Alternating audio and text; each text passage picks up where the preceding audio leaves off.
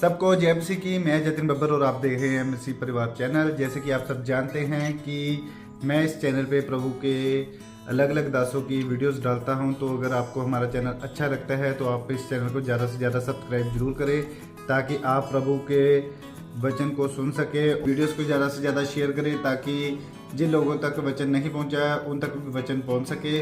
सबको जय मसीह की। एक बार मैं आपसे दोबारा कहूँगा कि इस चैनल को सब्सक्राइब जरूर करें और वीडियोस को ज़्यादा से ज़्यादा शेयर करें। जय मसीह की।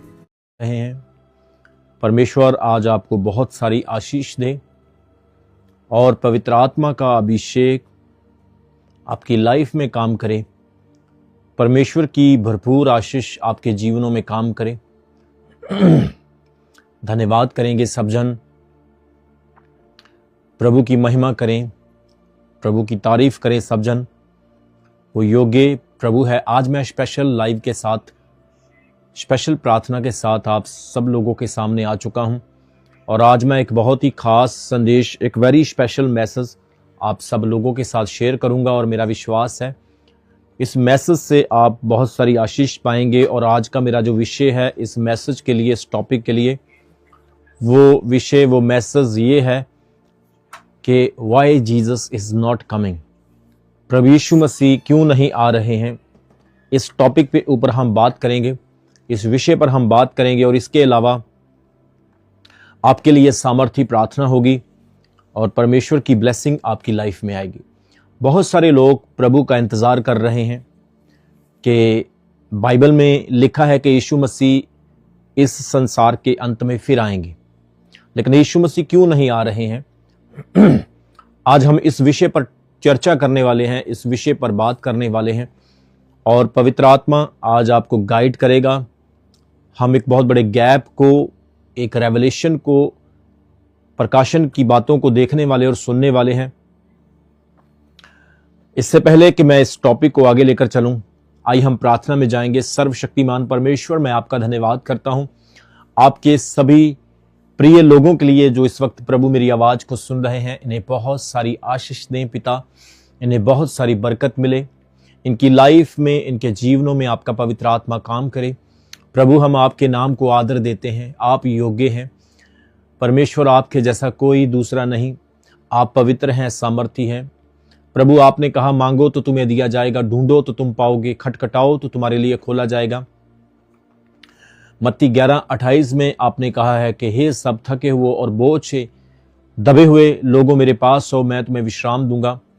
परमेश्वर मैथ्यू 6:33 में आपने कहा पहले उसके धर्म और उसके राज्य की खोज करो तो यह सब वस्तुएं तुम्हें मिल जाएगी।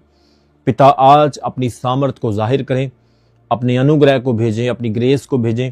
डेविल के सारे प्लान कैंसिल हों, दुष्ट आत्माओं की सारी योजनाएं नाश हों। परमेश्वर पिता आपका नाम ऊंचा हो। आज जितने भी प्रियजन लाइव देख रहे हैं प्रभु, जो भी कमजोरियों में, बीमारियों में है, परेशानियों में है, इस प्रार्थना को सुनते सुनते ही वो चंगे हो जाएं, इनकी लाइफ में अद्भुत काम हो।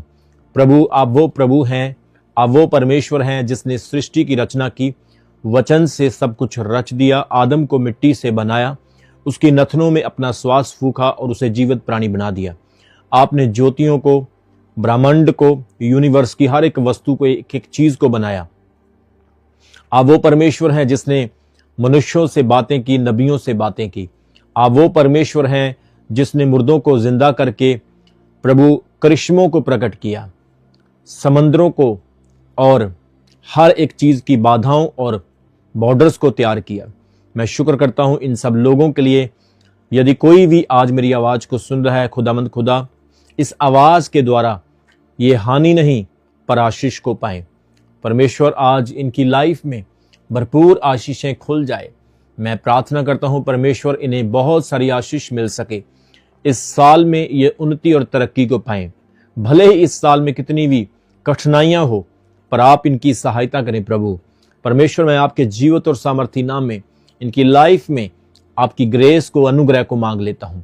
पिता एक एक जन को ब्लेस करें, जो सुन नहीं सकते सुने, जो देख नहीं सकते देखें, जो बोल नहीं सकते बोलें, जो चल नहीं सकते चलें, जिनके शरीर में बीमारियां हैं निकल जाएं, जिनके जीवन में परेशानियां हैं चली जाएं, कठिनाइयां हैं आसानी में बदल जाएं। प्रभु आपने 4 दिन के लाजर को जिंदा किया, यारिस की बेटी को जिंदा किया, विधवा के बेटे की अर्थी को रोका और उसे जिंदा किया। आज भी जिनकी लाइफ मुर्दा है, आत्मिक जीवन में और अपनी ब्लेसिंग्स में मुर्दा है, वो सब लोग नए जीवन को पाएं यीशु मसीह के जीवत और सामर्थी नाम में। पिता, मैं आपका दास इन सब लोगों के लिए प्रार्थना करता हूं। कल जितने भी लोग परमेश्वर फास्टिंग प्रेयर के लिए आ रहे हैं, उन सबको भी आशीष मिल सके। और कल की फास्टिंग प्रेयर आकाश के दरवाजों को खोलने के लिए हो, स्वर्ग के डोर को ओपन करने के लिए हो। जब स्वर्ग की खिड़कियां मलाकी 3:10 के अनुसार खुलें तो ये आनंद मनाएं, ये खुशियां मनाएं और परमेश्वर आपके कामों में और ज्यादा बढ़ सके। पिता, मैं आपका दास इनकी लाइफ में भरपूर आशीष की घोषणा करता हूं। पवित्र आत्मा आइए और इनको छू लीजिए। हर एक पार्टनर, व्यूअर, कलीसिया का हर एक जन जन परमेश्वर आपकी आशीष को पाए। धन्यवाद करें सब जन। जितने प्रिय लोग इस लाइव को देख रहे हैं, सब जन थैंक्स करें, धन्यवाद करें। परमेश्वर के पवित्र आत्मा को अपनी लाइफ में मांगे, खुदावंद की भरपूर बरकत को अपनी लाइफ में मांगे। ओ हालेलुया। परमेश्वर, मैं आपका शुक्र करता हूं, एक एक व्यक्ति, एक एक जन प्रभु आपकी आशीष को ग्रहण कर सके। परमेश्वर, आपका पवित्र आत्मा इनकी जिंदगियों में काम करने पाए। ओ हालेलुया, हालेलुया।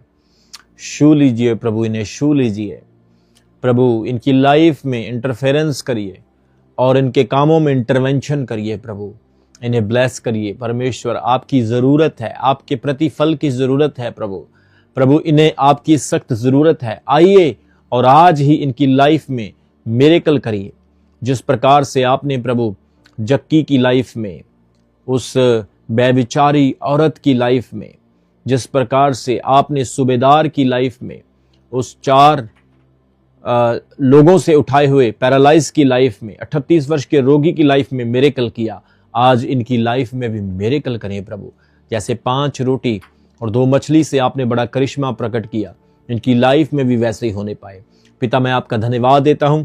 हर व्यक्ति जो इस समय बीमार है, परेशान है, किसी भी प्रकार की विपदा परेशानी में पड़ा है, प्रभु आज की प्रार्थना उन्हें आशीष दे, उन्हें और भी उन्नति और तरक्की दे। और जो जो काम ये कर रहे हैं, जो जो भी परमेश्वर ये योजनाएं बना रहे हैं, जिस जिस काम को ये हाथ लगा रहे हैं, उनमें बरकत आ जाए, उनमें आशीष और सफलता आ जाए। परमेश्वर, आप उम्मीद हैं, आप हमारी आस हैं प्रभु।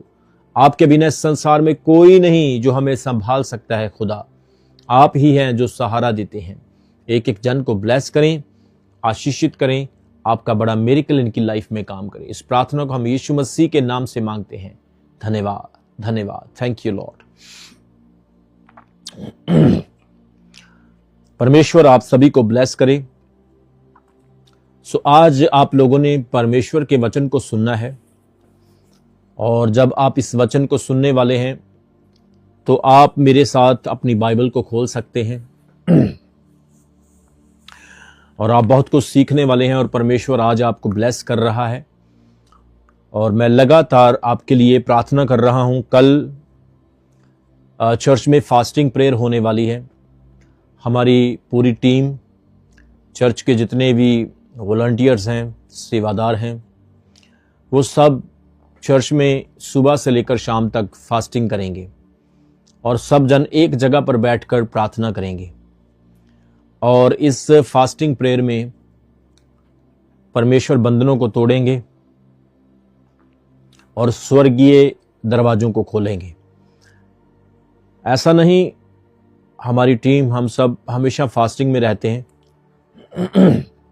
लेकिन ये जो फास्टिंग है, ये बहुत प्रभावशाली और बहुत ही आशीषों से भरा हुआ होगा, जिसमें परमेश्वर बहुत सारे कामों को, बहुत सारी ब्लेसिंग्स को खोलेगा। आमीन। तो आज हम प्रभु के वचन की ओर बढ़ेंगे और परमेश्वर के वचन से हम कुछ सीखेंगे। आज मैं आपसे जो बात करने जा रहा हूं, जो वचन साझा करने जा रहा हूं, वो ये है कि यीशु मसीह इस दुनिया में जल्दी क्यों नहीं आ रहे। आज 2024 साल हो चुके हैं, लेकिन यीशु मसीह अब तक नहीं आए। 2024 साल यीशु मसीह को इस संसार में आए हुए हो चुके हैं। हम एक बड़े गैप को देख रहे हैं और देख रहे हैं इतने बड़े गैप के बाद भी यीशु मसीह नहीं आए। उसका कारण क्या है? दूसरी चीज, जब हम प्रकाशित वाक्य की किताब पढ़ते हैं जो बाइबल की आखिरी किताब है, उसमें यूहन्ना दर्शन देखता है और यहां तक कि पतरस भी इस चीज की आशा में था कि हो सकता है कि यीशु मसीह हमारे समय में ही आ जाए, लेकिन ऐसा नहीं हुआ। लेकिन आज हम देखने वाले हैं कि यीशु मसीह क्यों नहीं आ रहे और वो कब आएंगे, अभी कितना समय रह गया उनको आने के लिए। आज परमेश्वर इस वचन से, इस टीचिंग से आपको ब्लेस करेंगे। मैं चाहता हूं जल्दी से सब लोग मेरे साथ जुड़ें ताकि कोई भी इसे मिस ना कर सके, कोई भी इसे क्विट ना कर सके। सब लोग इस वचन से ब्लेसिंग पा सकें और परमेश्वर का आशीष, परमेश्वर का, खुदा का फेवर आपकी लाइफ में आए और प्रभु आपको भरपूर आशीष दे। Thank you Jesus. जब तक सब लोग मेरे साथ जुड़ रहे हैं, आ रहे हैं, हम सब लोग एक छोटा सा गीत गाएंगे प्रभु की महिमा के लिए। आप सब भी मेरे साथ इस गीत को गा सकते हैं। पाक रूह मेरे दिल दे अंदर, बन जामा मैं तेरा मंदिर, चश्मा बन के उछला, चश्मा बन के उछला, उतरया उतरया उतरया, ऐ रूहे पाक उतरया, उतरया उतरया उतरया, ऐ रूहे पाक उतरया। प्रभु आपको आशीष दे। सो हम देख रहे हैं कि 2024 साल हो चुके हैं जीसस को इस दुनिया में आए हुए। प्रभु के चेलों ने, यहां तक कि हमसे पहले जो परमेश्वर के दास या नबी थे, उन्होंने भी प्रभु यीशु के आने का इंतजार किया, लेकिन उनके समय में उन्हें ऐसा लग रहा था कि प्रभु यीशु मसीह आ जाएंगे, परंतु उनका आगमन नहीं हुआ। तो आज हम देखने वाले हैं कि why Jesus is taking long time, क्यों प्रभु यीशु मसीह ने लंबे समय लगाया है आने के लिए। हम 2024 साल का गैप देख रहे हैं प्रभु के आने का। 2024 साल हो चुके हैं। मैं आपको बताना चाहता हूं, जब भी गैप आता है तब एक परमेश्वर की बड़ी योजना होती है। आप देख सकते हैं बाइबल में जब जब एक गैप आया है, जब जब भी साइलेंट टाइम आया है, तब तब ही खुदावंद ने कुछ बड़ा काम किया है। जैसे हम कह सकते हैं कि तूफान आने से पहले समंदर शांत होता है। और कई बार आपने नोटिस किया होगा कि जब आप अपने घर में बैठते हैं, आप कोई भी काम करते हैं, तो आपको पता भी नहीं होता कि बारिश आने वाली है, लेकिन एकदम से बारिश आ जाती है, एकदम से आंधी आ जाती है, आपके कपड़े उड़ा के ले जाती है, घर का सामान उड़ा के ले जाती है, सब कुछ यहां वहां उथल पुथल हो जाता है। सो जब भी साइलेंट होता है, जब भी शांति होती है, तब ही कुछ बड़ा और खास होता है। सो आज हम बाइबल में कुछ गैप को देखेंगे। बाइबल शुरू से ही हमें गैप के बारे में, एक साइलेंट टाइम के बारे में बताती है। उत्पत्ति से लेकर प्रकाशित वाक्य तक आपको बहुत जगह पर गैप मिलेंगे, साइलेंट जोन, साइलेंट टाइम मिलेंगे। जब आप आदम से लेकर अब्राहम तक के समय की बात करोगे तो वहां तक 1948 साल का, लगभग 1000 साल का गैप आपको देखने के लिए मिलेगा, जिसके बीच में आप ना किसी नबी को देखते हैं, जिसके बीच में ना आप किसी प्रॉफिट को देखते हैं, किसी अगुवाही करने वाले को नहीं देखते हैं जिससे परमेश्वर बात करे।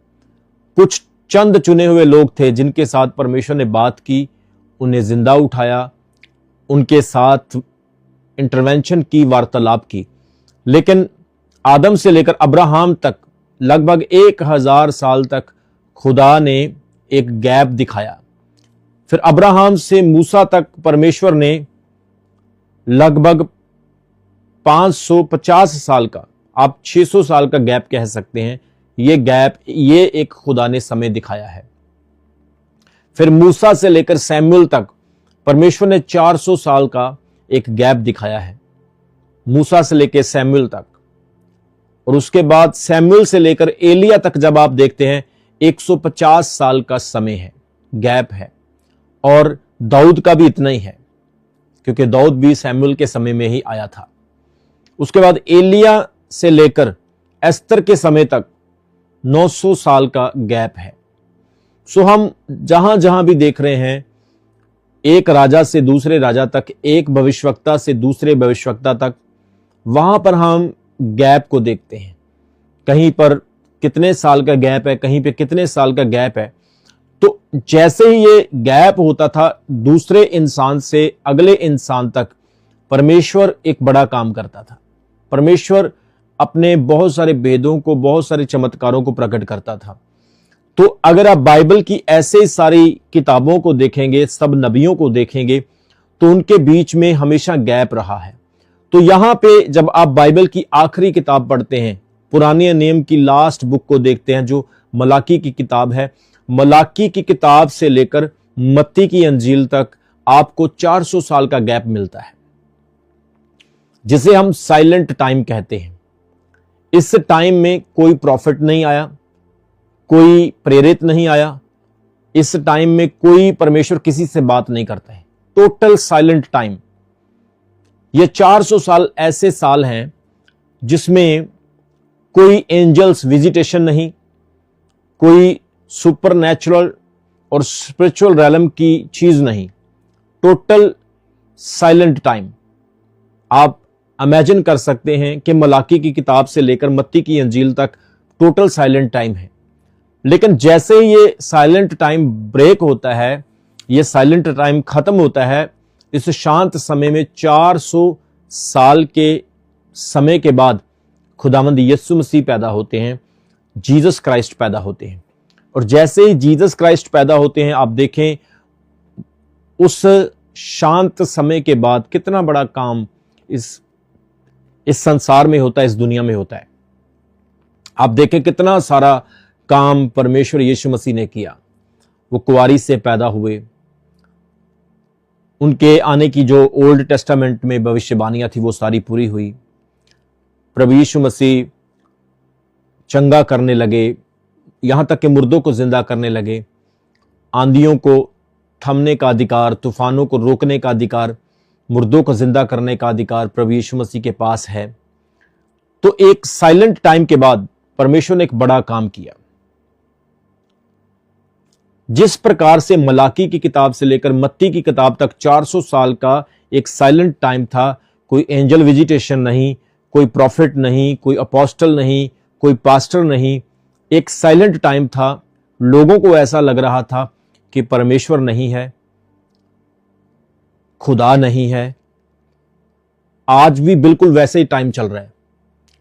बहुत सारे लोग सोच रहे हैं कि परमेश्वर नहीं है, परमेश्वर की सामर्थ नहीं है, दुनिया में आफतें आ रही है, लोग दुख उठा रहे हैं, तो परमेश्वर कहां है।